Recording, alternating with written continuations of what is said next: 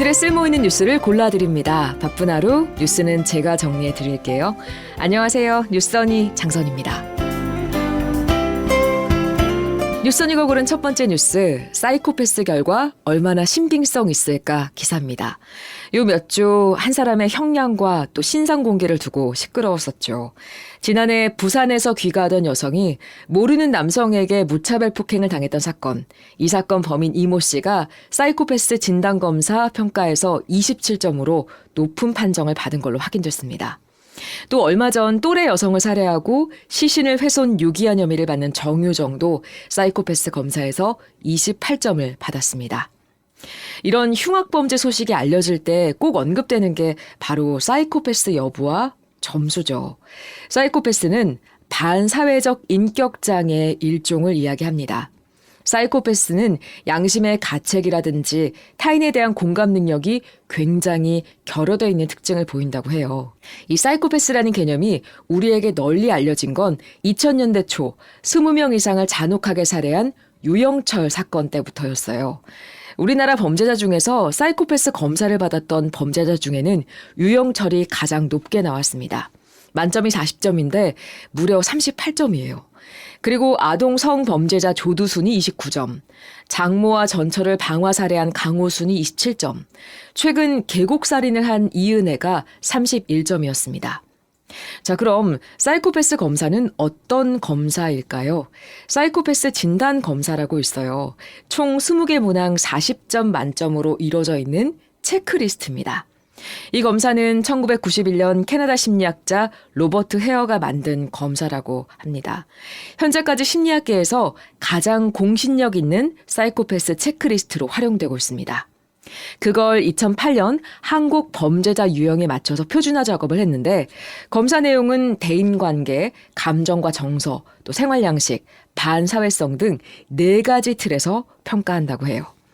우리나라는 통상적으로 25점 이상, 또 미국은 30점 이상일 때 사이코패스로 간주합니다. 일반인은 이 검사를 했을 때 보통은 10에서 15점 정도가 나온다고 해요. 인터넷에도 최근에 이 검사 항목들이 꽤 있더라고요. 근데 체크리스트 검사면 거짓말로 체크할 수도 있는 거 아니야? 어떻게 믿지? 이런 생각하실 수도 있잖아요. 하지만 전문가들은 이 검사는 MBTI 검사처럼 자기보고식 검사가 아니라 평가자가 범죄자를 대상으로 과거의 행적과 기록, 또 학교생활 기록부를 받아서 종합적으로 판단하기 때문에 피평가자의 거짓은 개입될 여지가 없다고 이야기하고 있습니다.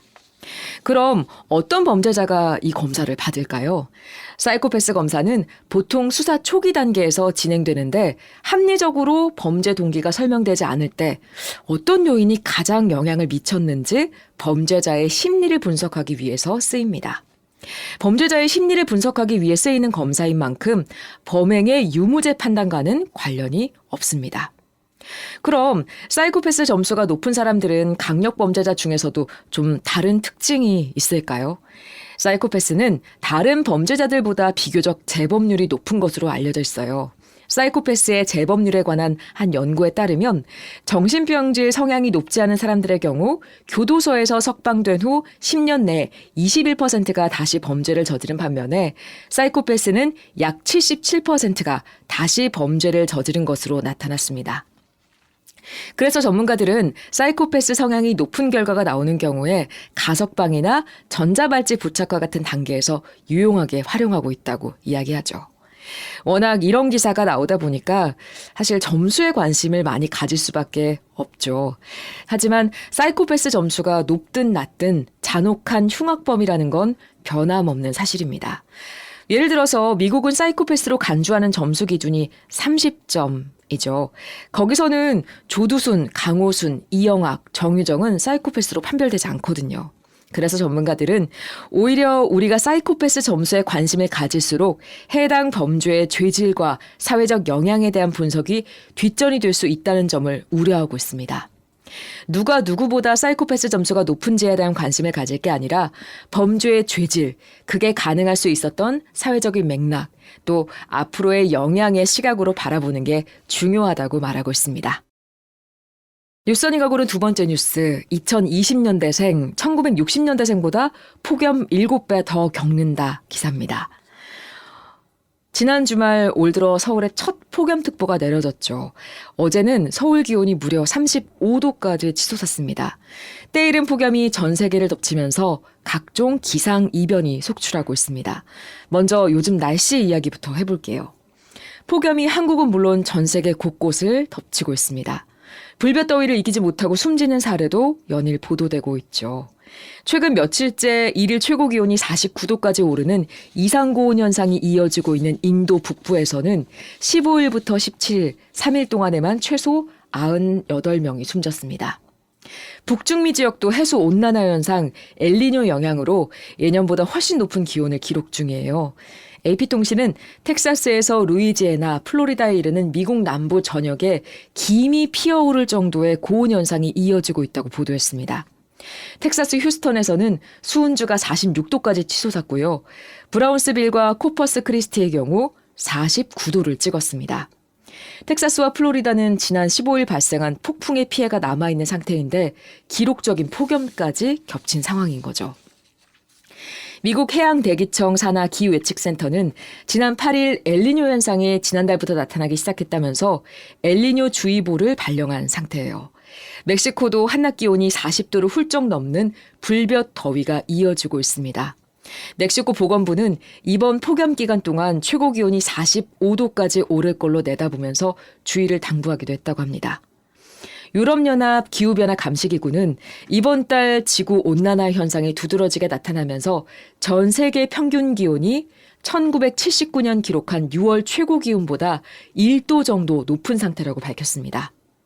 기상학자들은 아직 6월이 절반 정도밖에 지나지 않았기 때문에 이번 달 평균 기온이 이전 최고 기록에 못 미칠 수도 있지만 엘니뇨 현상을 감안하면 올해가 역대 가장 더웠던 해인 지난 2016년보다 뜨거운 한 해가 될 수 있다고 우려하고 있습니다. 이런 기후변화를 체감할 수 있는 연구 결과도 나왔어요. 2020년대에 태어난 아동이 1960년대에 태어난 사람보다 평생 동안 폭염을 6.8배 더 많이 경험할 거라는 연구 결과예요. 현재 수도권의 폭염 일수, 그러니까 한낮 기온이 33도 이상인 날이 2000년부터 2019년 연평균 7.8일이지만 2041년부터 2060년에는 최대 34.3일, 2081년에서 2100년에는 최대 86.4일까지 늘어날 것으로 예측되고 있습니다. 국제 아동권리 NGO 세이브 더 칠드런 CEO 잉거 애싱은 국내 한 언론과의 인터뷰에서 이런 이야기를 했습니다. 아동은 기후변화에 대한 책임이 성인에 비해 상대적으로 적은데 기후변화가 심각해지면서 그로 인한 피해는 가장 크게 입게 된다고요. 우리 사회 전체가 고민해 봐야 될 문제가 아닌가 싶습니다. 오늘 뉴스언니가 준비한 소식은 여기까지입니다. 더워진 날씨 건강 잘 챙기시고요. 다시 돌아오지 않을 오늘 하루도 행복하세요.